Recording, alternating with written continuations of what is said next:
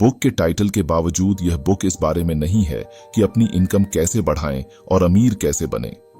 Author का perspective किसी को भी अपने प्रोफेशनल लाइफ में सफल होने, अपनी एस्पिरेशंस को पाने और अपनी लाइफ में सक्सेस को अट्रैक्ट करने में मदद कर सकता है।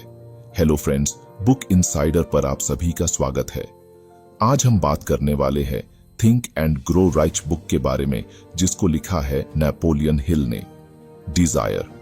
नेपोलियन हिल का मानना है कि सक्सेस का मतलब लाइफ गोल को सेट करना है और उस सेट किए गए गोल को पाने में अपनी सारी एनर्जी पावर को लगाना है।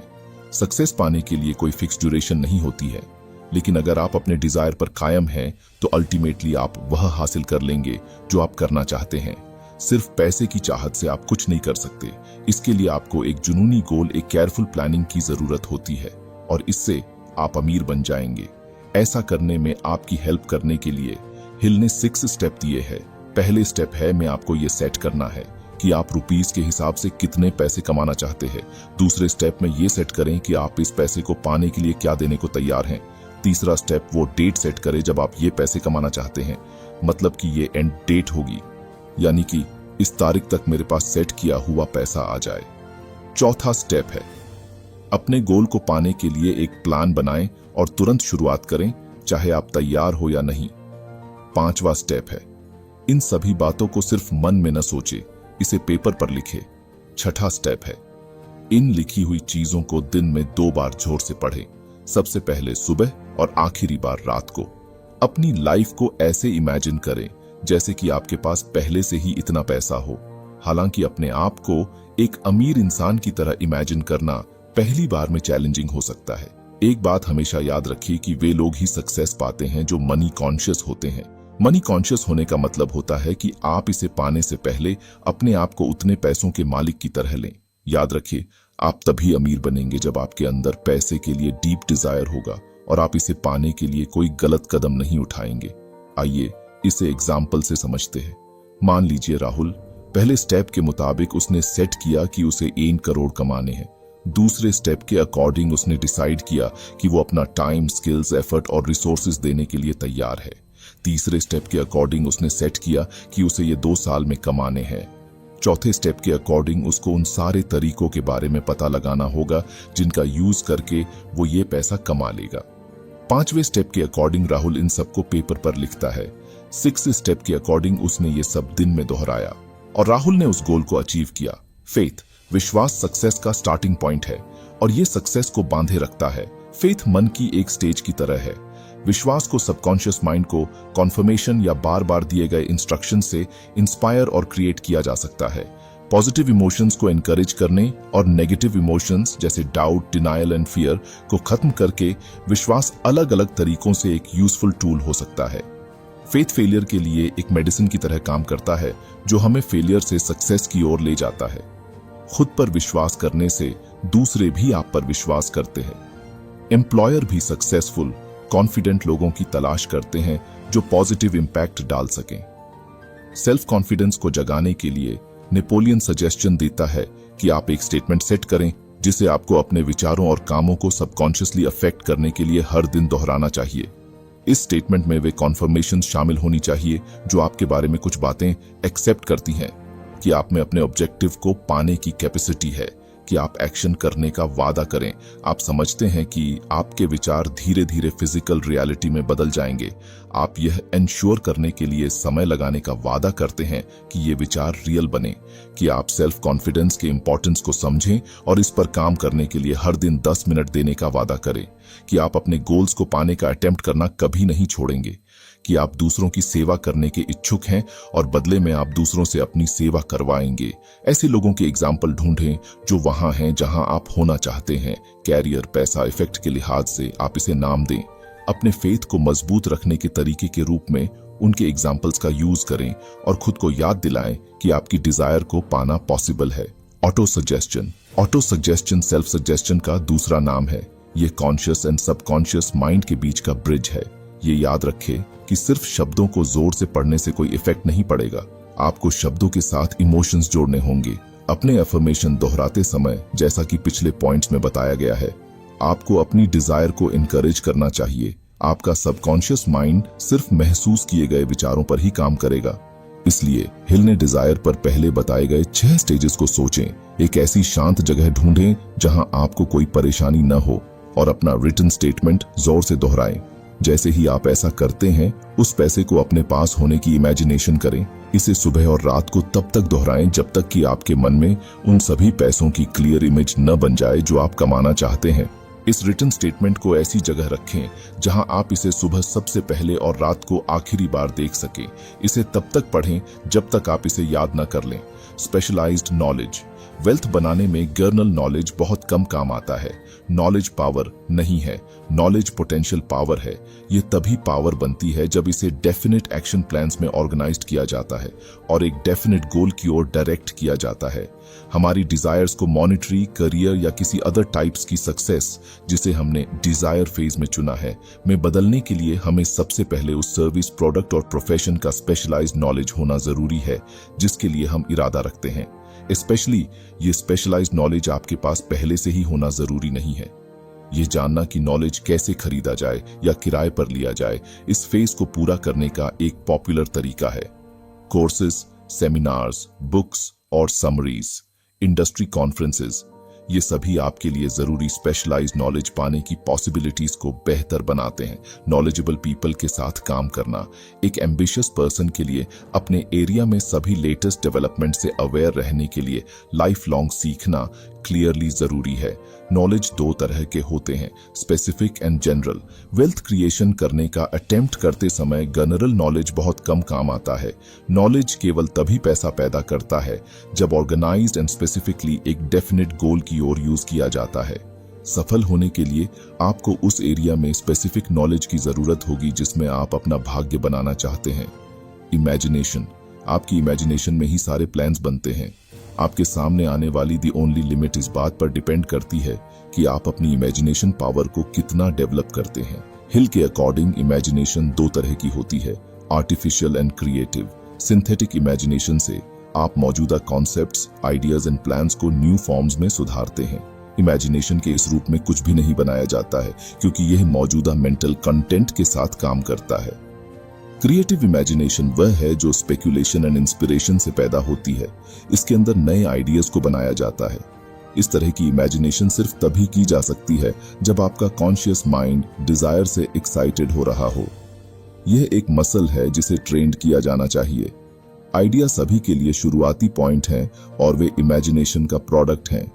कोका कोला जैसी सभी समय की सबसे सक्सेसफुल कंपनीज में से कुछ को देखना यूजफुल हो सकता है और खुद को याद दिलाएं कि यह एक बार एक ही आइडिया के रूप में शुरू हुई थी। जितना ज्यादा आप इसका यूज करते हैं, आपकी इमेजिनेशन पावर बेहतर होती जाती है।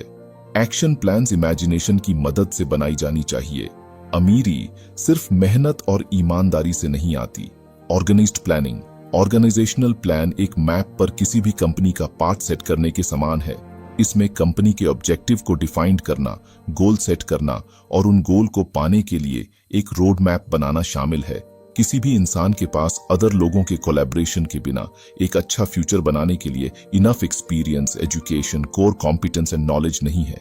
अपने प्लान पर तब तक दोबारा काम करते रहें जब तक आपको कोई ऐसी चीज न मिल जाए जो कारगर हो। टेम्पररी हार परमानेंट फेलियर नहीं है। इसका मतलब केवल यह हो सकता है कि आपके प्लान्स अच्छे नहीं रहे हैं। अदर प्लान्स बनाएं, फिर से सब जगह स्टार्ट करें। किसी भी इंसान को तब तक कोड़े नहीं मारे जाते जब तक वह हार न मान ले अपने मन में। हार मानने वाला कभी नहीं जीतता और जीतने वाला कभी हार नहीं मानता। Most of the people great leader बन जाते हैं क्योंकि वे पहले इंटेलिजेंट फॉलोअर थे। जो इंसान किसी लीडर का परसुएंस सबसे ज्यादा एफिशिएंसी से कर सकता है, आमतौर पर वही इंसान सबसे तेजी से एज अ लीडर डेवलप होता है। अपने प्लान को इंप्लीमेंट करने के लिए हिल इन 4 think and grow rich steps का पालन करने की रिकमेंडेशन दी है।